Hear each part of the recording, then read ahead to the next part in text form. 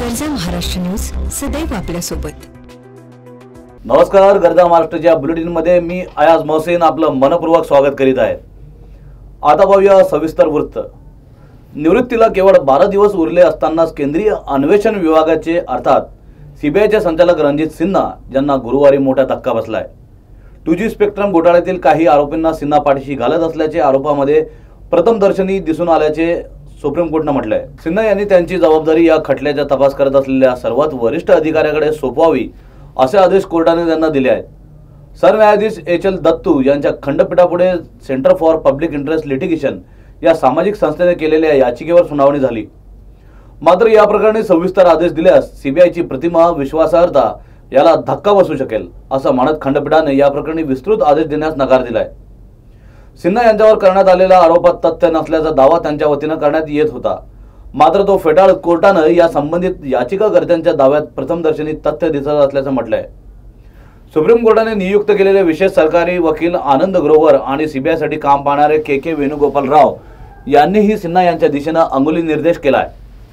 सिन्हा यांनीच सीबीआयमध्ये हेरगिरी होत असल्याचे म्हटले होते, त्यावर या दोघांनीही प्रश्नचिन्ह उपस्थित केले होते। सुप्रीम कोर्ट ने आदेश दिया है कि सुप्रीम कोर्ट बहुत डिटेल्ड रीजंस नहीं देना चाहता क्योंकि उससे सीबीआई की छवि को डैमेज हो सकता है, लेकिन उन्होंने बोला ये सब सुनने के बाद वो आदेश देते हैं कि सीबीआई के डायरेक्टर रणजीत सिन्हा साहब 2G मामले में कोई हस्तक्षेप नहीं करेंगे, उनका कोई इसमें रोल नहीं होगा इन्वेस्टिगेशन या ट्रायल में, और जो head of the investigation team है वो उनकी जगह वो रोल प्ले करेगा। बुधवारी रात्री अटक केलेल्या स्वयंघोषित संत रामपाल यांना पंजाब व हरियाणा हायकोर्टाने 28 नोव्हेंबर पर्यंत पोलीस कोठडीमध्ये ठेवलाय। त्याचबरोबर 2006 मध्ये झालेल्या हत्येच्या केसमध्ये पंजाब आणि हरियाणा हायकोर्टाने 2006 हत्या प्रकरणात संत रामपाल यांचा जामीन रद्द केलाय। कोर्टाचा अवमान केल्यामुळे संत रामपाल यांना 28 नोव्हेंबर पर्यंत न्यायालयीन कोठडी देण्यात आली आहे। संत रामपाल यांच्या कारवाईचा आणि त्यांच्यावर झालेल्या खर्चाचा अहवाल 5 दिवसात मागितला आहे। तसेच हायकोर्टाने संत रामपाल यांच्या विरुद्ध केलेल्या कारवाई संदर्भात पोलिसांची प्रशंसा सुद्धा करण्यात आली आहे। कमी खर्चात केलेली ही कारवाई प्रशंसनीय आहे असं कोर्टाने म्हटलंय। रामपाल यांच्या वकिलाने कोर्टात हजर न राहण्याचे वेगळेच कारण सांगितले। रामपाल यांचे वकील यांच्या म्हणण्यानुसार संत रामपाल स्वतः आश्रमात कैद होते। खंडपीठ ने director general of police Haryana को निर्देश दिया है कि वह एक कॉम्प्रिहेंसिव या डिटेल्ड एफिडेविट दायर करें अगली तारीख तक, जो कि 28 नवंबर है। कोई मृत्यु हुई, कोई चोटें लगी, कोई आर्म्स या एम्युनिशन यहाँ से रिकवर किए गए या नहीं। सच्चाई है कि वो पहले बीमार थे और वो खुद कैप्टिविटी में थे, खुद बंधक बनाया हुआ था उनको, इसलिए वो कोर्ट में पेश नहीं हो पाए। पुलिस उनको लेके आई ये बचा के और वो कोर्ट में पेश हो गए। पहले भी ये कोर्ट में 5 साल तक लगातार पर्सनली पेश होते रहे सेशन कोर्ट में। हत्येच्या प्रकरणात अटक वॉरंट बजावण्यात आलेला तब्बल 43 वेळा कोर्टाला हुलकावणी देणारा आणि गेल्या 2 आठवड्यांपासून समर्थकांची ढाल करून आश्रमात लपून राहिलेला स्वयंघोषित आध्यात्मिक गुरु रामपाल यांना बुधवारी रात्री पोलिसांनी अटक केली होती। 15,000 समर्थकांचे संरक्षण कठडे मोडून काढत पोलिसांनी रामपालला रात्री 9:20 आश्रमातून ताब्यात घेतले होते। आपल्या आरोग्याचे कारण पुढे करून वारंवार कोर्टात गैरहजर राहणारे संत रामपाल डॉक्टर सांगितलेल्या मेडिकल चाचणीमध्ये फिट आहेत असं कळतं। कोर्टात हजर करताना संत रामपाल यांच्या विरोधात लोकांनी जोरदार घोषणाबाजी केली, मात्र कोर्टामध्ये हजर झाल्यानंतर संत रामपाल यांनी आपण निर्दोष आहोत असं सांगितलं। 2 अन्य मुकदमे FIR नंबर 429 और 430 भी थाना बरवाला में दर्ज किए गए हैं। दोनों ही ये मुकदमे मर्डर से संबंधित हैं और जो 6 मृत्यु हुई हैं वो इन दोनों मुकदमों में कवर की गई हैं और इन मुकदमों में इन मृत्युओं का आरोप रामपाल और उसके सहयोगियों पर मुकदमा दर्ज कराने वाले इन मृतकों के वारिसान ने लगाया है। गरजा महाराष्ट्र न्यूज सदैव आपल्या सोबत। महाराष्ट्र कर्नाटक सीमेच्या मुद्द्यात हात घालत न्यायविधी विभाग प्रश्नामध्ये कोणतीही चर्चा नाही। यावरून हे समोर येते की या मुद्द्यावर भाजप सरकारचे लक्ष नाही, परंतु या मुद्द्याला आम्ही येथेही उचलणार आणि केंद्रातही उचलणार आहोत असं वक्तव्य शिवसेनेचे संजय राऊत यांनी केलंय। शिवसेनेचे खासदार सुद्धा तिकडे उपस्थित आहेत, आपापले प्रश्न मांडले जात आहेत। अनेक खासदारांनी मुख्यमंत्र्यांचं अभिनंदन केलं आहे, पण शिवसेनेतर्फे मी मुख्यमंत्र्यांचं विशेष अभिनंदन केलं की गेल्या अनेक वर्षापासून प्रलंबित असलेला एक विषय मुख्यमंत्र्यांनी सोडवला की काय आल्यावर, असा प्रश्न मी त्यांना विचारला। कारण जी पुस्तिका आम्हाला दिली आहे प्रलंबित प्रश्नांसंदर्भात केंद्रात पाठपुरावा करण्यासंदर्भात, त्यात विधी व न्याय मंत्रालयाच्या खाली सीमा प्रश्नाचा उल्लेखच नाही। जो सगळ्यात पहिला क्रमांकावर प्रलंबित प्रश्न आहे, सीमा प्रश्नाचा उल्लेख नसलेली पुस्तिका आम्हाला दिली। जर त्यांना सीमा प्रश्नाची आठवण नसेल, सीमा प्रश्नाची जाण नसेल आणि सगळे प्रश्न त्यात टाकलेत, फक्त सीमा प्रश्न वगळलेला आहे, एकतर सीमा प्रश्न आउट ऑफ कोर्ट सोडवला आहे की काय, की सीमा प्रश्न आपल्या अजेंड्यातून काढून टाकला आहे। शिर्डीला लागून सावली विहीर नाशिक हायवेवर महाराष्ट्र शासनाच्या गाडीनं एका मोटरसायकलवाल्याला उडवलंय। त्या व्यक्तीचं नाव महेश गोंदकर असे आहे। तो शिर्डी साईबाबा ट्रस्टमध्ये काम करीत असतो। सावली विहीर नाशिककडून जात असताना त्याला अपघात झाला, तर पोलिसांनी गाडी ड्रायव्हरवर निष्काळजीपणानं गाडी चालवण्याचा गुन्हा दाखल केलाय। सूत्रांच्या माहितीनुसार ती गाडी अहमदनगर जिल्ह्याच्या डेप्युटी कलेक्टर यांची आहे। 5 किलोमीटर आगे सावड़वीर गांव है और सावड़वीर गांव के जो मेन रोड है उस पर आज अभी से आधा घंटे पहले मतलब 12 बजे के करीबन महाराष्ट्र शासन लिखी हुई MS 17 5758 स्विफ्ट डिज़ायर सफ़ेद कार है, उससे उसके ड्राइवर ने एक आदमी को मोटरसाइकिल के पीछे से कुचला है। इसके बारे में अभी हमारी तरफ गुना रजिस्टर हो रहा है।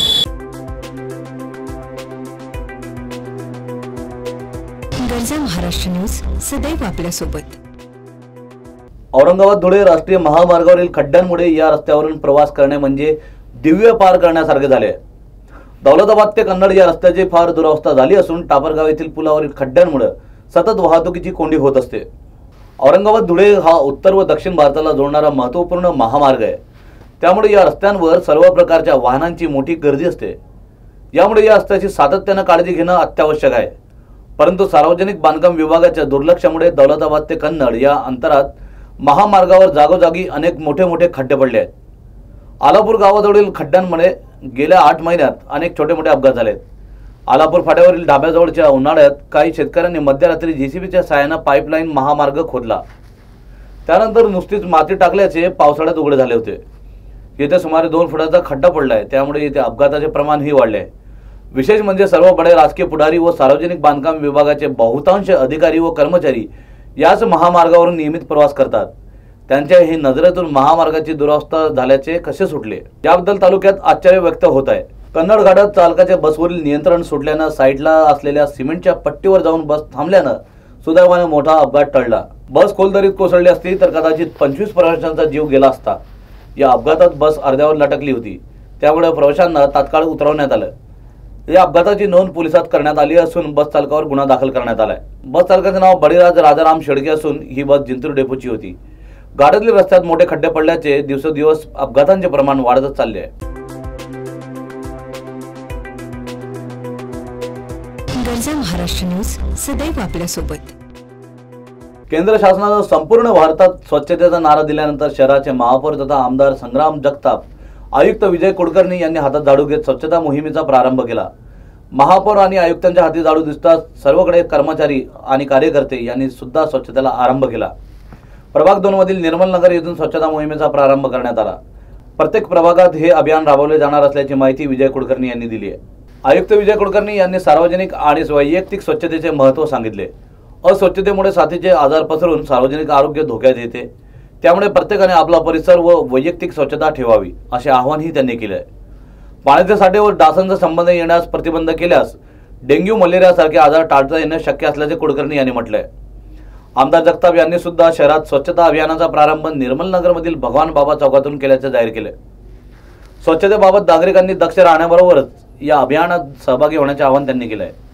ज्येष्ठ नागरिक, शालेय मुलं, शिक्षकांनी स्वच्छता मोहिमेमध्ये जनजागृती करून मोहिमेचा प्रसार करावा असं आवाहनही जगताप यांनी केलं आहे। शहर स्वच्छता अभियानाची सुरुवात या प्रभाग क्रमांक 2 मध्ये निर्मलनगर परिसरामध्ये करण्यात आलेली आहे। जशी त्याच्यामध्ये आज मोठ्या प्रमाणामध्ये नागरिकांचा देखील सहभाग आहे। या भागाचे आपले स्थानिक नगरसेवक सन्माननीय वारे साहेब यांनी देखील फार मोठा तरुणांचा देखील सहभाग, याच्यामध्ये ज्येष्ठ नागरिक असतील यांचा देखील सहभाग नोंदवला। त्याचप्रकारे याच्यामध्ये डोके विद्यालयाचे विद्यार्थी देखील याच्यामध्ये डोके अण्णांच्या नेतृत्वाखाली या ठिकाणी सहभागी झालेत आणि त्या माध्यमातून आज या ठिकाणी एक स्वच्छतेचा संदेश एक तरुणांमध्ये झाला पाहिजे, विद्यार्थ्यांमध्ये झाला पाहिजे, जेणेकरून तुमच्या गावाचे नगर शहर स्वच्छ राहिलं पाहिजे। या दृष्टिकोनातून आज त्याच्यामध्ये सुरुवात झाली आहे आणि सोमवारपासून याच्यामध्ये शहरामध्ये विविध भागांमध्ये याचा नियोजन त्याच्या ठिकाणी केलेलं आहे महानगरपालिकेच्या वतीने। तर त्या भागामध्ये देखील सर्व पक्षीय कार्यकर्ते असतील, त्याच्यामध्ये वेगवेगळ्या सामाजिक संघटना असतील। मुंबईच्या देवनार कॉलनीमधील देवनार म्युनिसिपल हिंदी विद्यालयामध्ये मुलांच्या जेवणामध्ये अडई आढळली आहे, ज्याची माहिती मिळताच विद्यालयानं महानगरपालिकेचे केएम वार्ड प्रशासकीय अधिकारी याला माहिती दिली। सध्या पालिकेनं जेवण उपलब्ध करणारी संस्थेला ब्लॅकलिस्टेड करून टाकलंय। याबद्दल माहिती एम ईस्ट वार्डच्या विद्यालयाच्या प्रशासकीय अधिकारी अजय वाणी यांनी दिली आहे। मुंबई महानगरपालिका आपल्या शाळेत शिकत असलेल्या विद्यार्थ्यांच्या आरोग्याच्या देखभालीसाठी नेहमी तत्पर असते असं म्हटलं जातं आणि त्यामुळे मनपा विद्यालयामध्ये विद्यार्थ्यांना जेवणाची सुविधा करून देण्यात येते। परंतु जर जेवण चांगले नसेल आणि त्यामध्ये कोड असतील तर विद्यार्थी हे जेवण खाऊ शकत नाही। परंतु खरं तर आज देवनार कॉलनीच्या हिंदी विद्यालयामध्ये अशा प्रकारचे जेवण विद्यार्थ्यांना देण्यात आले, ज्यामध्ये किडे अडई आढळून आलेत। या विद्यार्थ्यांनी केलेल्या तक्रारीवरून शाळेचे इंचार्ज वीर भगत यांना याबद्दल माहिती देण्यात आली। तात्काळ त्यांनी याची सूचना पालिकेच्या शाळेचे प्रशासकीय अधिकारी अजय वाणी यांना दिली। त्यांना जेवण उपलब्ध करून देणारे ठेकेदार रचना महिला संस्थाच्या विरोधात कठोर पावलं उचलून ब्लॅकलिस्टमध्ये टाकण्यात आले। यावर कॅमेऱ्यासमोर बोलण्यास अजय वाणी यांनी नकार दिला, परंतु बंद कॅमेरा मागे त्यांनी या घटनेची चौकशी केली।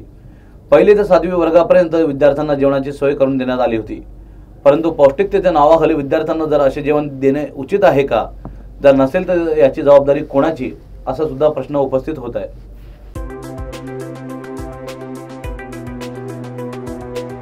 गरजा महाराष्ट्र न्यूज सदैव आपल्यासोबत।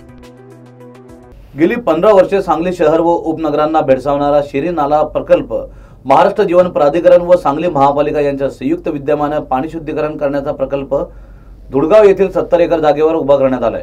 12 वर्षांपूर्वी या योजनेची किंमत 23 कोटी रुपये मात्र होती, परंतु ती आता 35 कोटीच्या वर गेली आहे। असे असूनही दर 5 वर्षांनी आमदारकी खासदारकी आली की विद्यमान आमदार व खासदार जागे होतात। रामाचा वनवास संपला तरी धुळगाव येथील पाण्याचा वनवास काही केल्यास संपत नाही, याकडे प्रशासन व महापालिका बघायची भूमिका घेतात। सदरचा शिरीनाला प्रकल्प वीज कनेक्शन विना अंतिम टप्प्यात रखडला होता। कृष्णा नदी काठावरती सांगली शहराला दूषित पाण्यानं विळखा घातला होता। हे प्रदूषण रोखण्याचे एकीकडे प्रयत्न सुरू असले तरी त्या संबंधीचा धोका अजूनही मिटलेला नाही। सांगली शहरातील शेरीनाला या नाल्यामधून जवळजवळ 60% दूषित पाणी कृष्णा नदीमध्ये मिसळत होते। त्यासाठी केंद्र शासनाने नदी संवर्धन कार्यक्रमांतर्गत 2003 मध्ये सांगली शहरासाठी 23.95 कोटी रुपयाची योजना मंजूर केली। त्या अंतर्गत शेरी नाल्यावरती एक जॅकवेल बांधून तिथे 300 HP पंप 2 सेट बसवून त्यानंतर 900 मिलीमीटरच्या उद्धरण नलिकेद्वारे हे पाणी कोल्हापूर येथील पंपिंग स्टेशनमध्ये आणले जाते।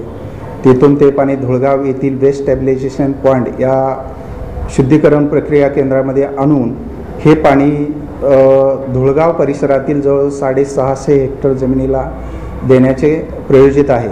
हे काम आता आपल्या ट्रीटमेंट प्लांटमध्ये पाणी भरण्याचं काम चालू आहे आणि शेतीला हे पाणी एक 15 दिवसात उपलब्ध होऊ शकेल। भारताचा स्टायलिश फलंदाज विराट कोहलीनं आज पहिल्यांदाच खुल्लम-खुल्ला आपल्या प्रेमाची कबुली दिली आहे। विराट कोहलीनं अखेर अनुष्का सोबत सुरू असलेले प्रेम प्रकरण आता जाहीर केलेले आहे।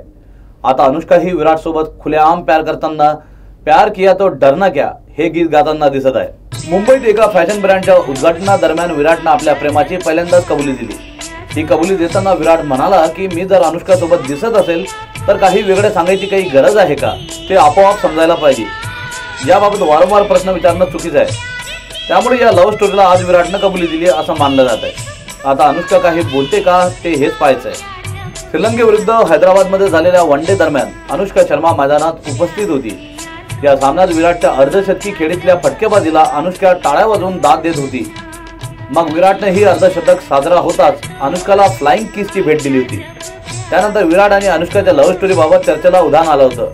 अखेर आज विराटनं या लव्ह स्टोरीला कबुली दिली आहे। देखिए जो है सबके सामने, आई मीन ना तो we are not hiding anything, we are not trying to hide anything. I don't want to hide anything. But वही चीज़ के बारे में अगर repeatedly सवाल पूछे जाएं और उस चीज़ को एक मैटर ऑफ डिबेट बना दिया जाए तो दोनों इंडिविजुअल्स को वो चीज़ ठीक नहीं लगती है. तो अगर आप कहीं साथ में दिखते हैं फिर भी आपसे पूछा जा रहा है कि is it confirm, I mean वो एक कॉमन सेंस की चीज़ है कि मतलब सबको obviously if you know then why ask the same question is our basic logic behind it. And is I mean it's not something that is wrong apparently for people that we are doing. I mean, there's nothing to hide, and we would not personally like to speak about it because it's something very personal for us, and that should be respected by the media and everyone else as well. मित्रांनो, तुर्तास इथेच थांबूया. आपण बघत रहा गर्जा Maharashtra news, सदैव आपल्या सोबत, सदैव आपल्या पाठीशी.